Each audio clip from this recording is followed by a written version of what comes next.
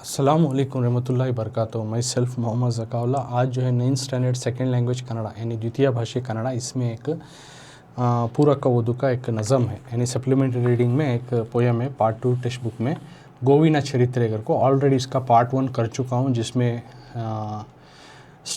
Poem का मतलब क्या है और इसके स्टैंजास का वर्ड टू वर्ड जो है उर्दू में समझा करूँ। तो उसी नज़म का एक आखिरी प्यारा बचा हुआ था, तो उस पैराग्राफ को और ऑथर इंट्रोडक्शन और क्वेश्चन आंसर ये तमाम चीज़ें आज के पार्ट 2 क्लास 2 में जो है हमें सीखेंगे। तो आखिरी स्टैंजा में पढ़ता हूँ, तो ये समझाना था यहाँ से, तो कंटिन्यू कर रहा हूँ आज। ಕರುಸತ್ತ ಬೇಗೆಯಲ್ಲಿ ನಾ ಬೇಯುತ್ತಿದ್ದರೆ ಮರುಕವಿಲ್ಲದೆ ಸತ್ತ ಕರುವ ತಂದು ತಿರುತಿರುಗಿ ಮುಂದಿಟ್ಟು ಹಾಲ ಕರೆವೆ ನೀನಾರಿಗಾದೆಯೋ।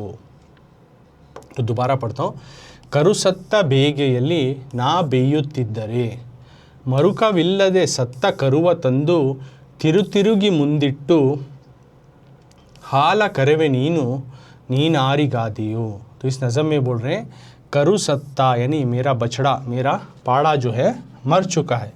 करु सत्ता, अब गाय हूँ तो मेरा बछड़ा क्या हुआ है, मर चुका है। मेरा बछड़ा मर गया है, मेरा बछड़ा मर गया है। तो उस बछड़े को तुम क्या कर रहे हो, उस बछड़े मरे हुए बेगेली गम में, तो मेरा बछड़ा करूँगा तो बछड़ा गाय का बछड़ा सत्ता उन्हें मर चुका है, उसके गम में बेगेली ना मैं जो है उस गम में जो है गमगीन हूँ। बेयुतिद्दरे यानी मेरा बच्चा मरा हुआ है, मेरा गाय का बछड़ा जो है मर चुका है, उसके गम में मैं बेयुतिद्दरे मैं गमगीन हालत में हूँ। लेकिन तुम मरुका विल्ला दे बिना रहम दिखाए, ए इंसान तुम बिना रहम दिखाए मरुका विल्ला दे सत्ता करुआ तंदू मरे हुए बछड़े को लाकर, सत्ता मरा हुआ, करुआ बछड़े को, तंदू लाकर उसी मरे हुए बछड़े को लाकर, तिरुतिरुगी मुंदिट्टू उसी को मेरे सामने रखकर, हाला करवे मेरे से दूध मिथारते हो तुम, ऐ इंसान बताओ तुम किसके लिए फ़ायदेमंद हो। नीनारी गादी हो यानी गाय जो है जब उसके सामने बछड़ा नहीं दिखाई दिए, तो गाय बछड़ा डाली हो तो उसका बछड़ा सामने नहीं दिया, उन्हें दूध नहीं देती है। तो ज़्यादातर गांव में क्या है, दूध मिथारने से पहले जो गाय का सामने उसके बछड़े बन को रहती। तो अब यहाँ बछड़ा मर गया है, तो इंसान क्या कर रहा है, यानी उन्हें इतना बेरहम दिल है कि उसी मरे हुए बछड़े को सामने रखकर गाय के दूध को निकालने की कोशिश में लगा हुआ है। इतने तुम सेल्फिश हो इंसान, बताओ तुम किसके लिए फ़ायदेमंद हो। करु सत्ता बेगेली मरे हुए बछड़े मेरे बछड़े के गम में, बेगेली ना बेयुतिद्दरे मैं गमगीन हूँ। मरुका विल्ला दे तुम्हें रहम दिखाई नहीं सका, सत्ता करुआ तंदु मरे हुए बछड़े को लाकर, तिरुतिरुगी मुंदी तो उसको आगे रखकर, हाला करवे नीन उसी से दूध मिथारते हो तुम, नीन आरी गादी हो तुम किसके लिए फ़ायदेमंद हो, किसके लिए हो रहे हो बताओ। तो ये आखिरी स्टैंजा था, तो इसको मैं समझाया। अभी जो है कृतिकाररा परिचय, ऑथर इंट्रोडक्शन।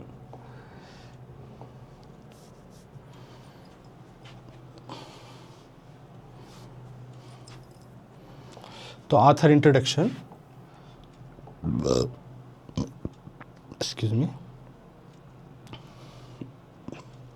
कृतिकाररा परिचय का तो ऑथर इंट्रोडक्शन, पहले पूरा ऑथर इंट्रोडक्शन समझाता हूँ, उसमें के पॉइंट वाइज भी तुम ना समझाता हूँ। ओके, तो कृतिकाररा परिचय, गोविना चरित्रे यानी गाय की जो तारीख, हिस्ट्री ऑफ गौ नज़म के जो है उनके ऑथर के इंट्रोडक्शन। कृतिकाररा परिचय, ऑथर इस नज़म को जो लिखे हैं ऑथर उनके बारे में इंट्रोडक्शन, परिचय का तो इंट्रोडक्शन। तो नज़म में क्या है पढ़ेंगे, SG ನರಸಿಂಹಾಚಾರ್ಯರವರು ಕ್ರಿಸ್ತ ಶಕ 1862 ಸೆಪ್ಟೆಂಬರ್ 11 ಶ್ರೀರಂಗಪಟ್ಟಣದಲ್ಲಿ ಜನಿಸಿದರು। BA ಪದವಿ ಪಡೆದ ಇವರು ಉಪಾಧ್ಯಾಯರಾಗಿ ಪಂಡಿತರಾಗಿ ಸೇವೆಯನ್ನು ಸಲ್ಲಿಸಿದ್ದಾರೆ। ಇವರು ನಕ್ಷತ್ರ, ಗೋವಿನ ಬಾಳು, ಕಾವೇರಿಯ ಮಹಿಮೆ ಎಂಬ ಮಕ್ಕಳ ಪದ್ಯಗಳನ್ನು ರಚಿಸಿದ್ದಾರೆ। 1907 ಇಹಲೋಕ ತ್ಯಜಿಸಿದರು। तो एस जी ನರಸಿಂಹಾಚಾರ್ಯರವರು ಎಸ್ ಜಿ ನರಸಿಂಹಾಚಾರ್ಯ जो है ಕ್ರಿಸ್ತ ಶಕ 1862 यानी 1862 में 1862 1862 में सितंबर 11 सितंबर के 11 तारीख को 1862 सितंबर के 11 तारीख को श्रीरंगपट्टणದಲ್ಲಿ यानी मैसूर ज़िले के पास एक टाउन है श्रीरंगपट्टण नगर को, वहाँ पे ये पैदा है। एस जी नरसिम्हाचार्य जो है 1862 में सितंबर 11 तारीख को श्रीरंगपट्टण में जो है पैदा होते हैं। और बीए पदवी पढ़ेदा, बीए जो ग्रेजुएट बीए की डिग्री हासिल कर इವರು ಇನ್ನೂ जो है एस जी नरसिम्हाचार्यರು उपाध्यायरागी एज ए टीचर बनकर काम किए हैं। पंडितरागी सेवेಯನ್ನು सलिसे एज ए टीचर, पंडितरू को तो भी टीचर इच, उपाध्यायरू को तो भी टीचर, एज ए टीचर इन्होंने अपने सेवेಯನ್ನು अपनी सर्विस दिए, इन्होंने एज ए टीचर काम किए हैं। बाद में इनके बुक्स कौन से किताब इन्होंने लिखो हैं, इವರು नक्षत्र, ಗೋವಿನ ಬಾಳು, कावेरिया महिमे, सब किताबें हैं। नक्षत्र करने की एक किताब, ಗೋವಿನ ಬಾಳು करने की एक किताब, कावेरिया महिमे एक किताब है। यंबा करने की जो है मक्कಳ पद्यಗಳನ್ನು, चिल्ड्रंस पोएम को इन्होंने लिखा है, रचिसिद्धारे। तो ये इनके किताबों के नाम हैं, नक्षत्र, ಗೋವಿನ ಬಾಳು, कावेरिया महिमे वगैरह वगैरह मक्कಳ पद्यಗಳನ್ನು, बच्चों के पोएम को इन्होंने लिखा है। 1907 यानी 1907 में इहलोक त्यजिसिದರು, इन्होंने इस दुनिया से जो है रुखसत हो गए। 1907 में इस दुनिया से रुखसत हो गए। तो ये हुआ ऑथर इंट्रोडक्शन के बारे में। ऑथर इंट्रोडक्शन में क्या क्या है और एक बार इंपॉर्टेंट पॉइंट तुम ना समझाता हूँ इसमें से। तो इस ऑथर का नाम है एस जी नरसिम्हाचार्यರು। इन्होंने जो है 1860 पर 1862 में सितंबर के 11 तारीख को श्रीरंगपट्टण जो कि मैसूर के पास आता है वहाँ पे पैदा है। और बीए की जो है डिग्री को इन्होंने हासिल की, एज ए टीचर इन्होंने अपनी सर्विस को दिए हैं। और इन्हों जो है नक्षत्र, ಗೋವಿನ ಬಾಳು, कावेरी महिमे इस तरह के मक्कಳ पद्यಗಳನ್ನು, चिल्ड्रंस पोएम को इन्होंने लिखा है, रचिसिದ್ದಾರೆ। तो 1907 में 1907 इन्हों इहलोक त्यजिಸಿ यानी इस दुनिया से रुखसत हो चुके। तो ये पूरा बुक का जो है पॉइंट वाइज। अब इम्पॉर्टेंट पॉइंट जो ऑथर इंट्रोडक्शन की इम्पॉर्टेंट पॉइंट थी वो ऐसा पूरा नहीं हुआ, तो तुम ना कुछ हाईलाइटेड पॉइंट ही ऑथर इंट्रोडक्शन के बारे में उतना तो भी तुम्हें लिखना अगर को। तो ಗೋವಿನ ಚರಿತ್ರೆ, गाय की जो तारीख, हिस्ट्री ऑफ कौ, कृतिकारर परिचय, ऑथर इंट्रोडक्शन।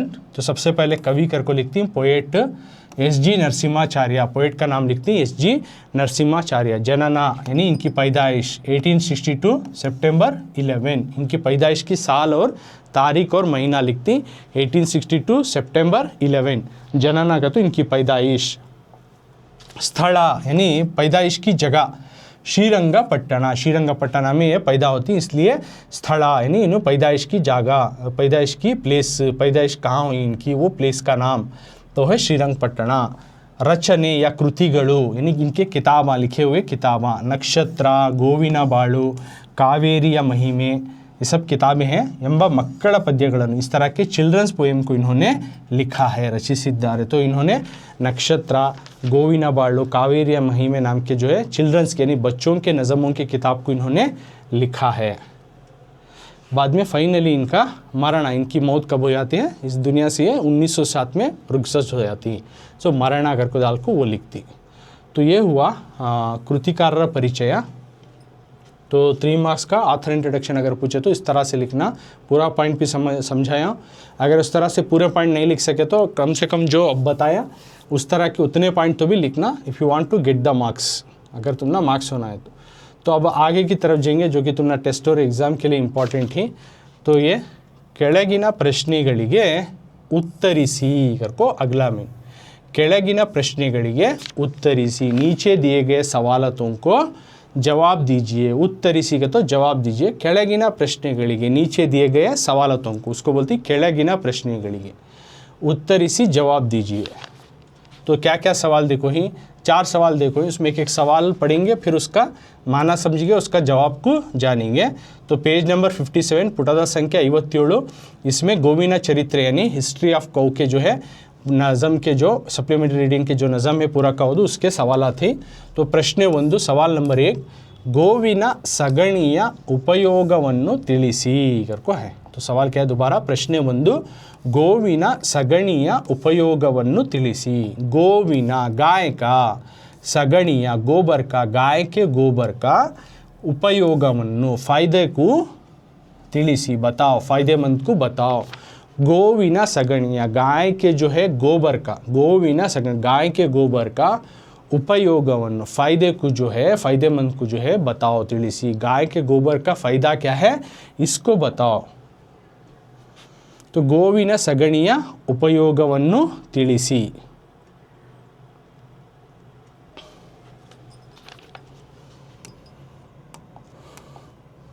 तो क्वेश्चन नंबर 1, ಗೋವಿನ ಸಗಣಿಯ ಉಪಯೋಗವನ್ನು ತಿಳಿಸಿ। ಗೋವಿನ सगणिया उपयोगವನ್ನು गाय के गोबर का फायदे को बताओ। तो जवाब क्या लिखती, ಗೋವಿನ ಸಗಣಿಯನ್ನು ತಟ್ಟಿದರೆ ಕುರುಳಾಗುತ್ತದೆ, ಅದನ್ನು ಸುಟ್ಟರೆ ವಿಭೂತಿಯಾಗುತ್ತದೆ, ತಿಪ್ಪೆಗೆ ಹಾಕಿದರೆ ಒಳ್ಳೆಯ ಗೊಬ್ಬರವಾಗುತ್ತದೆ।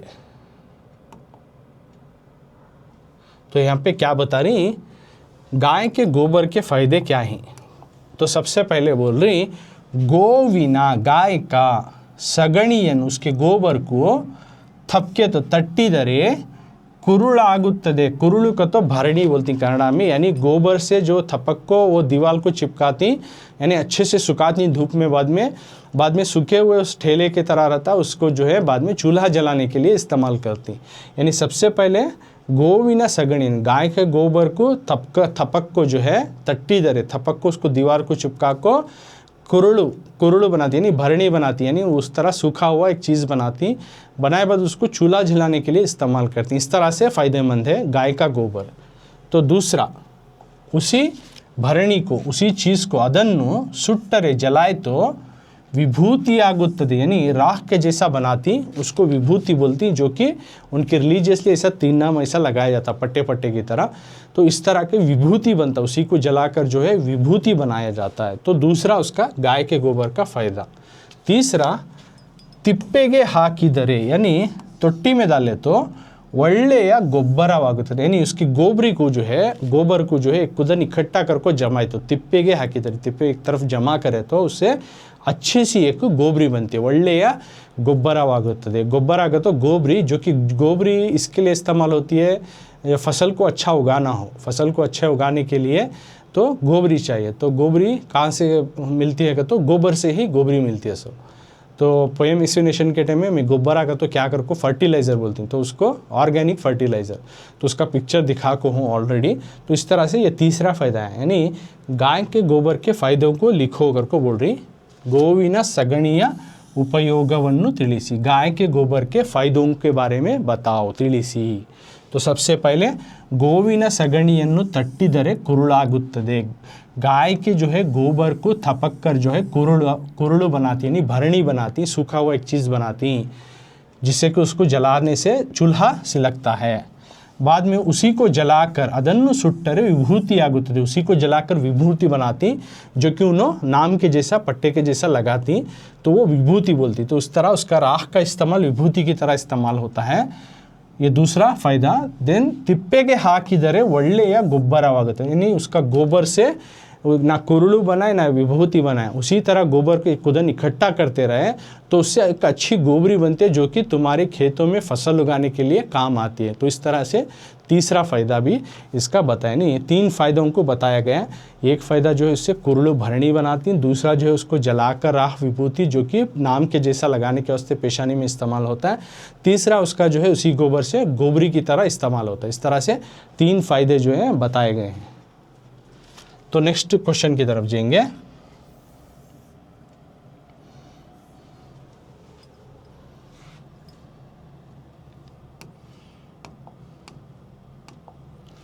ಪ್ರಶ್ನೆ 2, ಸವಾಲ್ ನಂಬರ್ 2, ಹಾಲಿನಿಂದ ಏನೆಲ್ಲ ಸಿಗುತ್ತವೆ ಕರ್ಕೋ ಕ್ವಶನ್।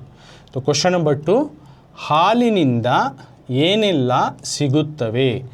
तो हालिनिंदा, हालू का तो दूध, हालिनिंदा का तो यहाँ दूध से, हालिनिंदा दूध से, ಏನೆಲ್ಲ क्या क्या जो है, ಸಿಗುತ್ತವೆ मिलता है, दूध से क्या क्या चीज़ जो है मिलता है। हालिनिंदा ಏನೇನು ಸಿಗುತ್ತವೆ, दूध से क्या क्या चीज़ जो है मिलते हैं। दूध के दूध से क्या क्या चीज़ें बनती हैं, ಹಾಲಿನಿಂದ ಏನೆಲ್ಲ ಸಿಗುತ್ತವೆ, खाली दूध नहीं, दूध के भी मिल्क और मिल्क के प्रोडक्ट्स बनते हैं नहीं, तो यहाँ के मिल्क के प्रोडक्ट्स लिखो को बोलिसो, ಹಾಲಿನಿಂದ दूध से ಏನೆಲ್ಲ क्या क्या जो है ಸಿಗುತ್ತವೆ मिलता है, दूध से क्या क्या मिलता है।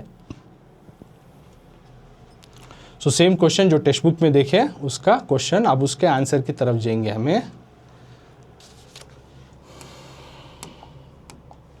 ಹಾಲಿನಿಂದ ಏನೆಲ್ಲ ಸಿಗುತ್ತವೆ, सो सेम क्वेश्चन, ಹಾಲಿನಿಂದ ಏನೆಲ್ಲ ಸಿಗುತ್ತೆ, दूध से क्या क्या मिलता है।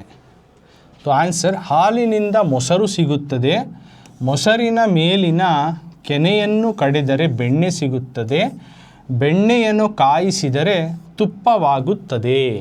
तो दोबारा पढ़ता हूँ, देखो आंसर, ಹಾಲಿನಿಂದ ಮೊಸರು ಸಿಗುತ್ತದೆ, ಮೊಸರಿನ ಮೇಲಿನ ಕೆನೆಯನ್ನು ಕಡಿದರೆ ಬೆಣ್ಣೆ ಸಿಗುತ್ತದೆ, ಬೆಣ್ಣೆಯನ್ನು ಕಾಯಿಸಿದರೆ ತುಪ್ಪವಾಗುತ್ತದೆ। तो ಹಾಲಿನಿಂದ ಏನೆಲ್ಲ ಸಿಗುತ್ತೆ, दूध से क्या क्या मिलता है, ಹಾಲಿನಿಂದ दूध से, ಮೊಸರು ಸಿಗುತ್ತದೆ, दूध से जो है दही मिलता है, ಹಾಲಿನಿಂದ ಮೊಸರು ಸಿಗುತ್ತದೆ, दूध से दही के जैसा बनाया, यानी दूध है, दूध को तुम्हें गर्म करती थोड़ा उसमें खटास यानी जामुन डालती तो उन्हें अगले दिन क्या बन जाता, दही बन जाता है, यानी दूध से दही मिलता है। और ಮೊಸರಿನ ಮೇಲಿನ, उसी दही के ऊपर का जो मलाई है ಕೆನೆಯನ್ನು, उस मलाई से निकाले तो ಬೆಣ್ಣೆ ಸಿಗುತ್ತದೆ, मस्का निकलता है, उसी दही के ऊपर की जो मलाई है उसमें से मस्के को बना सकती।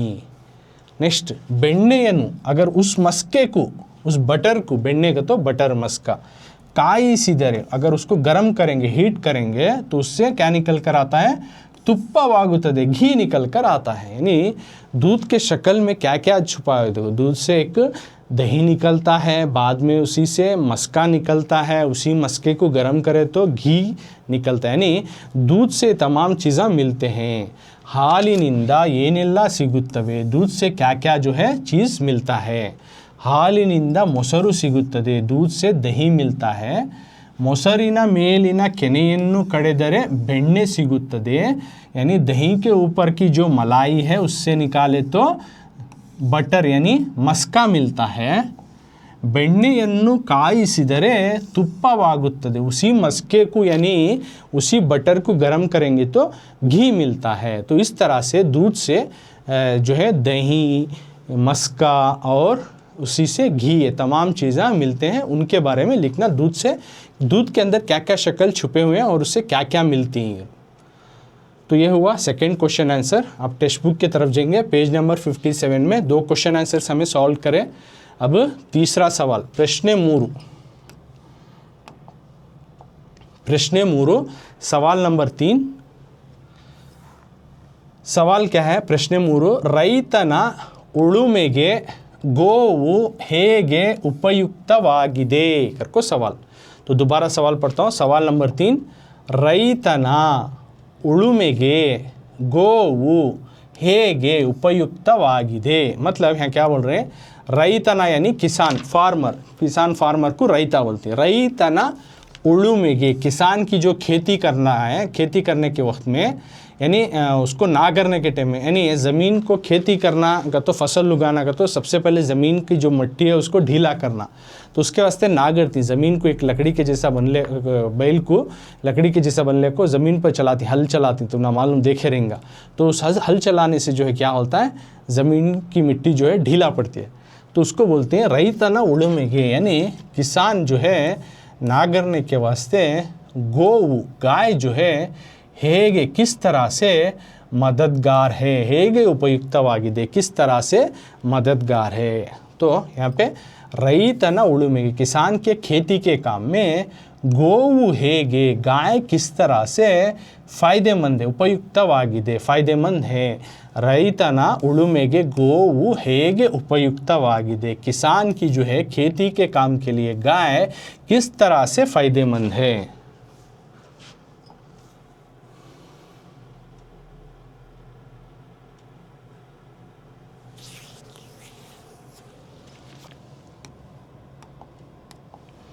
तो सेम क्वेश्चन, रैतना उलुमेगे गोವು ಹೇಗೆ ಉಪಯುಕ್ತವಾಗಿದೆ, यानी किसान की जो है खेती के लिए गाय किस तरह से फ़ायदेमंद है, किस तरह से जो है फ़ायदा हासिल होता है। तो आंसर क्या है पढ़ेंगे। ಗೋವು ರೈತನ ಭೂಮಿಯನ್ನು ಉಳುತ್ತದೆ, बाद में ಹೊರೆ ಹೊರುತ್ತದೆ, ಕಡ್ಡಿ ಕಾಳುಗಳನ್ನು ತುಳಿದು ವಿಂಗಡಿಸುತ್ತದೆ, ಕಳಪೆಯಾಗಿರುವ ನೆಲವನ್ನು ನಗುವ ತೋಪನ್ನಾಗಿ ಮಾಡುತ್ತದೆ। तो दोबारा बोल रहा हूँ, किसान के जो है खेती में गाय का फ़ायदा क्या क्या है। तो ಗೋವು आंसर जवाब उत्तर, ಗೋವು ರೈತನ ಭೂಮಿಯನ್ನು ಉಳುತ್ತದೆ, ಹೊರೆ ಹೊರುತ್ತದೆ, ಕಡ್ಡಿ ಕಾಳುಗಳನ್ನು ತುಳಿದು ವಿಂಗಡಿಸುತ್ತದೆ, ಕಳಪೆಯಾಗಿರುವ ನೆಲವನ್ನು ನಗುವ ತೋಪನ್ನಾಗಿ ಮಾಡುತ್ತದೆ। मतलब है क्या बोल रही, ಗೋವು यानी गाय जो है रईतना किसान की भूमिಯನ್ನು ज़मीन को जो है उड़ुತ್ತದೆ नागरता है, यानी ज़मीन को नागरने के वास्ते गाय का जो है इस्तेमाल होता है। सबसे पहले इस तरह से फ़ायदामंद हो रहा है। गोವು यानी गाय रईतना भूमिಯನ್ನು किसान की ज़मीन को नागरने के लिए, उड़ुತ್ತದೆ यानी खेती करने के लिए, नागरने के लिए, ज़मीन ढीली करने के लिए, हल चलाने के लिए काम आती है। दूसरा ಹೊರೆ वज़न को ढोती है, ಹೊರುತ್ತದೆ, ಹೊರೆ ಹೊರುತ್ತದೆ। दूसरा वज़न को ढोता है, उसका लोड है। अब खेती में फसल उगाया है, उस फसल को ले जाना मार्केट तक तो भी काम आता है, या उसके जो ज़मीन, खेती की ज़मीन कने चारा लाना हो, कुछ जो है वहाँ पे जो फर्टिलाइज़र्स लाना हो, गोबरी लाना हो, है ना, या कीड़ों की दवाई लाना, तमाम चीज़ें लेकर आना, तो लोड लेकर आना तो भी काम आता है। यानी किसान को जो एक ज़मीन में नागरने के लिए, हल चलाने के लिए काम आता है। दूसरा उसका लगेज जो वज़नदार चीज़ है उसको ढोने के लिए साथ आता है ना। तीसरा कड्डी काಳುಗಳನ್ನು जो फसल के जो काड़ियाँ हैं उसको खुंदल कर तुಳಿದು विंगडिಸುತ್ತದೆ, उसमें का जो अनाज है दाने को अलग करता है। यानी जो फसल के जो काड़ियाँ हैं सूखे बाद उसमें से अनाज या दाने को अलग करने के लिए उन फसल, सूखी फसल से गाय का इस्तेमाल होता है, यानी उन्हें खुंदल को उससे दाने अलग को करते हैं, इस तरह से वो काम आता है। अब चौथा काम क्या आता है इसका फ़ायदा, कಳಪೆಯಾಗಿರುವ यानी लो क्वालिटी होगी, ज़मीन में खेती कर को फसल उगा को ज़मीन की जो है क्वालिटी जो है ख़राब होगी रहती है। इस तरह की ज़मीन में, इस तरह के खेत को भी जो है वो गाय नगुवा एक खिलखिलाती हुई हरी भरी तोपन्नागी ಮಾಡುತ್ತದೆ, हरी भरी ज़मीन बना देती है। अपनी गाय की ये खूबियाँ हैं, ये फ़ायदेमंद हैं। तो गाय जो है इंसान के किसान के खेती में किस तरह से गाय फ़ायदेमंद है। सबसे पहले गाय जो है किसान की ज़मीन को नागरने के लिए, यानी ज़मीन में हल चलाने के लिए काम आती है। दूसरा जो है लोड ढोने के लिए, या इंसान को एक तरफ से दूसरे तरफ ले लेकर जाना, या फिर लगेज को ले जाना, तो भी गाय काम आती है उसका लोड ढोने के लिए। तीसरा जो उन्हें फसल उगाया उन काड़ियों से, फसल के काड़ियों से दाने अनाज को अलग करने के लिए भी काम आती हैं। और चौथा जो ज़मीन की क्वालिटी लो हो चुकी है, ख़राब हो चुकी है, उस तरह की खेती की ज़मीन को जो भी हंसता हुआ हरा भरा ज़मीन बनाने के लिए भी ये गाय काम आती है। इस तरह से गाय की फ़ायदे बहुत हैं, उस पे स्पेशली किसान को जो है उसके खेती काम के लिए बहुत सारे फ़ायदेमंद हैं। उसमें से एक 4 पॉइंट तुम्हें लिखना, तो ये 2 मार्क्स को तुम ना पूछ सकती। तो अब टेक्स्ट बुक की तरफ जाएंगे, अगला क्वेश्चन क्या है देखेंगे। सो प्रश्न 4 को अगला सवाल,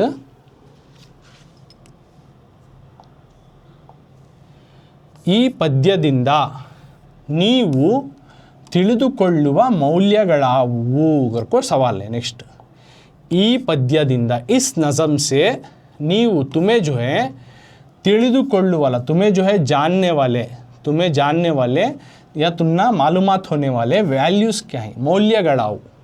ಈ ಪದ್ಯದಿಂದ ನೀವು ತಿಳಿದುಕೊಳ್ಳುವ मौल्यಗಳಾವು, इस नज़म के ज़रिए से तुमना समझ में आने वाले, तुम्हें जानने वाले जो वैल्यूज़ क्या हैं, मौल्यಗಳಾವು।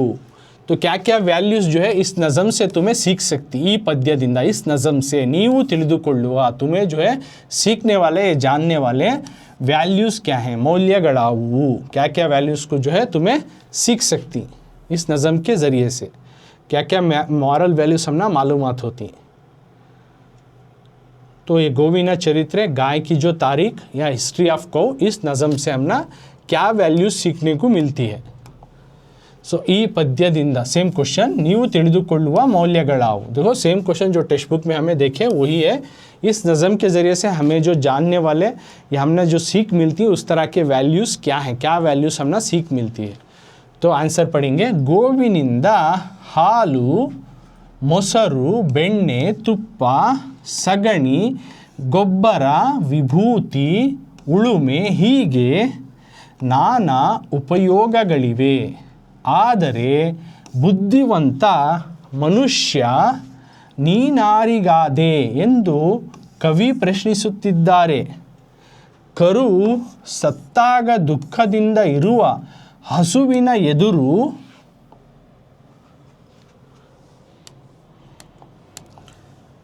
ಸತ್ತ ಕರುವನ್ನು ತಂದಿಟ್ಟು ಹಾಲು ಕರೆಯುತ್ತೀಯಲ್ಲ, ನಿನ್ನ ಮಾನವೀಯ ಮೌಲ್ಯಗಳು ಏನಾಗಿವೆ ಎಂಬುದು ಕವಿಯ ಯಕ್ಷ ಪ್ರಶ್ನೆ। तो हम ना इस नज़म में बता रही कि इस सवाल में कि इस नज़म में हमें जो जानने वाले वैल्यूज़ क्या हैं, क्या वैल्यूज़ को, मॉरल वैल्यूज़ को हमें सीखना। तो गोविनिंदा गाय के ज़रिए से, गोविनिंदा गो तो गाय, गोविनिंदा गाय से या गाय के ज़रिए से, हालू दूध, मोसरू दही कड़, बेन्ने यानी मस्का बटर, तुप्पा यानी घी, सगणी यानी जो है उसका डंक जो यानी उसका जो पॉटी आता नहीं वो, गोब्बारा यानी गोबरी, विभूति यानी मिबोलिया जो अदर रिलीजन में जो नाम की तरह लगाने के लिए इस्तेमाल करते हैं उसको बोलते हैं विभूति। तो वो उड़ुमे यानी हल चला को जो नागरने के वास्ते, हीगे इस तरह से नाना डिफरेंट बहुत सारे किस्म के जो है उपयोगಗಳಿವೆ, बहुत सारे फ़ायदे हैं गाय के ज़रिए से। ಆದರೆ लेकिन बुद्धिवंत अक्लमंद इंसान मनुष्य, बुद्धिवंत मनुष्य लेकिन अक्लमंद इंसान, नीनारिगादे तुम किसके लिए फ़ायदेमंद हो, ए अक्लमंद इंसान तुम किसके लिए फ़ायदेमंद हो, किसके लिए काम आ रहे हो, नीनारिगादे ಎಂದು करको कवि प्रश्निसुत्तिद्दारे। तो पोएट जो है इस तरह से सवाल कर रही, कवि प्रश्निसुत्तिद्दारे, पोएट जो इस तरह से सवाल कर रही। करु सत्तागा जब बछड़ा मर जाता है, दुक्खदिंदा गम के साथ जो है गमगीन होकर, इरुव हसुविना एदुरु गाय के सामने, गम से रहने वाला गाय के सामने, सत्ता करुवन्नु मरे हुए, जब गाय का बछड़ा मरकर जो है गाय जो है गमगीन हालत में है, दुखिया हालत में है, तो उस मौके पर भी तुम क्या करते हो इंसान, उसी सत्ता करुवन्नु मरे हुए बछड़े को तंदिट्टु ला के उसके सामने रखते हो ताकि वो दूध दे सके, और हालु करियुत्तियल्ला उसके सामने उस बछड़े को ला के रखकर उस गाय से दूध मिथारते हो, दूध निकालते हैं। निन्ना तुम्हारे जो है मानवीय ह्यूमन जो इंसानियत के जो वैल्यूज़ हैं, मौल्यಗಳು ಏನಾಗಿವೆ, क्या हो गए हैं, कहाँ चले गए तेरे, इंसानियत कहाँ गई है। इंसान उसी मरे हुए बछड़े को सामने रखकर उस गाय से दूध निकाल रहे हो, तुम्हारी इंसानियत कहाँ गई। यम्बुदु कने की जो है कवि या यक्षा प्रश्न, इस तरह से पोएट जो है एक सवाल को डाल रहे हैं। तो पोएट क्या इसमें सवाल डाल रहे हैं, तो गाय की जो इस हिस्ट्री यानी गाय की जो तारीख, गोविना चरित्र, इस नज़म से हमें क्या वैल्यू सीखने मिल रही है कि पोएट बता रही गाय से सबसे पहले जो है दूध, दही, मस्का, घी, गोबर, गोबरी और जो पेशानी पर लगाने वाला नाम विभूति और नागर निकले, इस तरह से अलग अलग किस्म से जो उसके फ़ायदेमंद हैं। लेकिन अक्लमंद इंसान जो है तुम किसके लिए फ़ायदेमंद हो, किसके लिए हो रहे हो, इस तरह से जो है पोएट जो है सवाल कर रहे हैं। बछड़ा मरा तो जो है गमगीन होकर जो है रहने वाला गाय के सामने, बछड़ा मर चुका है गाय का, गमगीन है गाय, उस गाय के सामने क्या करता है इंसान, सत्ता करुवन यानी मरा हुआ उसी बछड़े को, मरे हुए उसी बछड़े को आगे ला के रखकर उससे दूध निकालने की कोशिश में लगा है। यानी गाय जो है उसके सामने बछड़ा नहीं दिखा तो वो दूध नहीं देता है, तो आखिर में जब मरा हुआ बछड़े को क्या करता है इंसान ने, उससे दूध निकालने के लिए मरा हुआ उस बछड़े को लाकर रखता है। निंदा तो इस तरह से तुम्हारी जो है मानवीय मूल्यಗಳು, इंसानियत के जो वैल्यूज ही, ह्यूमन वैल्यूज ಏನಾಗಿ वो क्या हो गए हैं, क्या हो चुके हैं, कहाँ गए, ಎಂಬುದು करने की जो है कवि या यक्षा प्रश्न, इस तरह से पोएट जो है सवाल कर रहे हैं। तो ये 4 सवाल जवाब है, 4 सवाल जवाब भी मैं समझाया। ಕೆಳಗಿನ ಪ್ರಶ್ನೆಗಳಿಗೆ ಉತ್ತರಿಸಿ ಗೋವಿನ ಚರಿತ್ರೆ पेज नंबर 57। तो सबसे पहले ऑथर इंट्रोडक्शन समझाया तुम ना आज के क्लास में। जो ऑथर इंट्रोडक्शन में ऑथर का नाम आता है, उन्होंने पैदाइश कब हुए, वो साल महीना और तारीख लिखती, उसके बाद प्लेस लिखती, उसके बाद उनके कौन से किताबा ही वो लिखती, और उनकी डेथ, उन्होंने कब मरना है वो लिखती। ये ऑथर इंट्रोडक्शन में कृतिकार परिचय में लिखती। बाद में अब सवाल जवाब शुरू है। तो सबसे पहला सवाल में पूछ रही, यहाँ गाय के गोबर के फ़ायदे क्या हैं लिखो। तो यहाँ पे इसमें आंसर क्या लिखती है, गाय के गोबर से थपक को जो है भरणी बनाती है, यानी चूल्हा जलाने के लिए काम आता है। दूसरा, उसी को जलाकर जो है इससे विभूति भस्म को बनाया जाता है, जो कि पेशानी को लगाती हैं उसको। या फिर उसी जो है गोबरी को जो एक तरफ इकट्ठा करे तो वो गोबरी की तरह बनता है। वो गोबरी बने बाद उससे क्या करती हैं, खेतों में डालते हैं, जिससे कि फसल अच्छी तरह से उगती है, फसल अच्छी तरीके से आती है। तो ये तमाम चीज़ें जो है गाय के गोबर के फ़ायदे हैं अगर को बोल रही हैं। नेक्स्ट,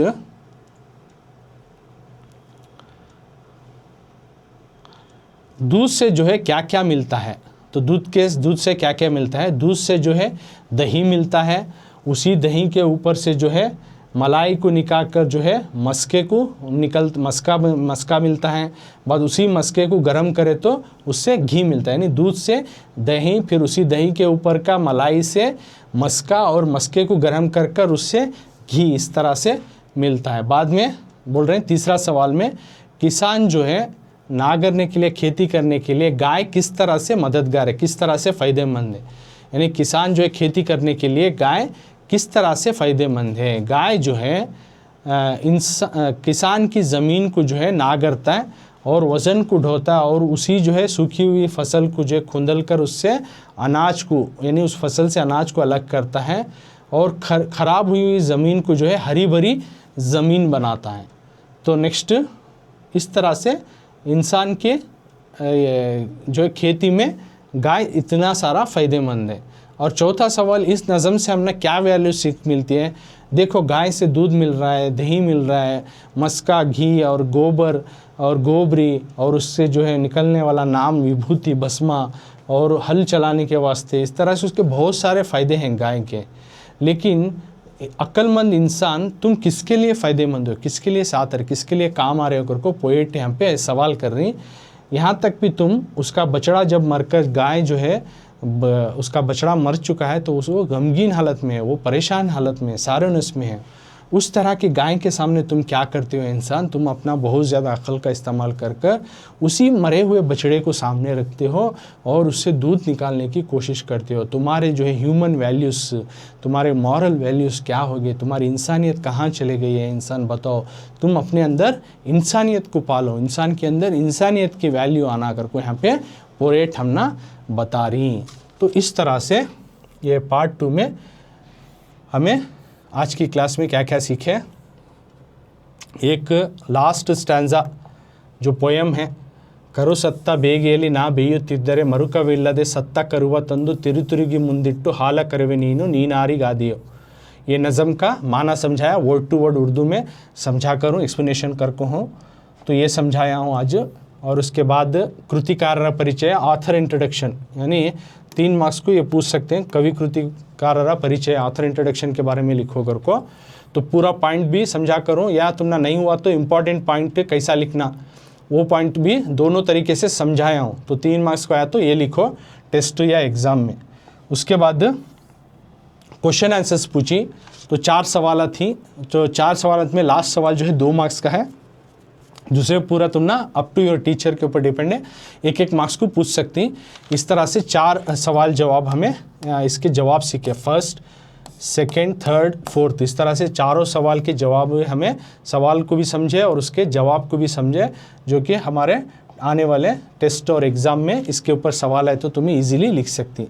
तो इस तरह से ಗೋವಿನ ಚರಿತ್ರೆ यानी गाय की जो है तारीख यानी गाय की हिस्ट्री ऑफ काऊ को एस.जी. नरसिम्हाचार्य जो है बहुत ही मज़ेदार अंदाज से, अपने ही अनोखे अंदाज से गाय के फ़ायदे और इंसान की इंसानियत के ऊपर सवाल करते हुए बखूबी अच्छी अंदाज से जो है इस नज़म को बयां करनी।